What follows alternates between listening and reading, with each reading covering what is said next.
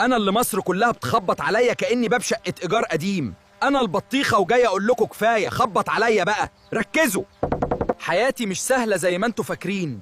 انا بقضي 90 يوم نايمه على بطني في الغيط عشان في الاخر تيجوا تفتحوا دماغي.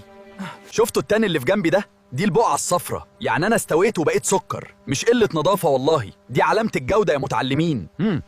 اصعب لحظه في حياتي لما السكينه تقرب مني، بفضل ادعي يا رب ما اطلعش قرعه وتكسفوني قدام الضيوف. دي سمعه عيله يا ناس.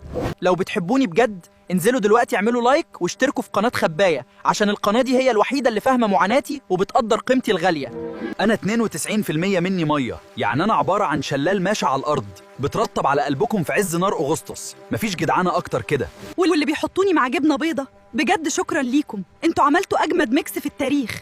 أنا والجبنة قصة حب أقوى من روميو وجوليت. على فكره انا كلي فوايد، حتى البذر بتاعي الناس بتسليه وتاكله. انا الفاكهه الوحيده اللي مفيش فتفوته فيها بتترمي. انا اقتصاديه جدا. عارفين ليه انا مدوره؟ عشان الف في العالم كله واقول للناس ان الصيف من غيري عباره عن فرن. انا البطل الحقيقي للحر ده. لما تلاقوني في التلاجة سيبوني أسقع براحتي، أنا بحب الدلع.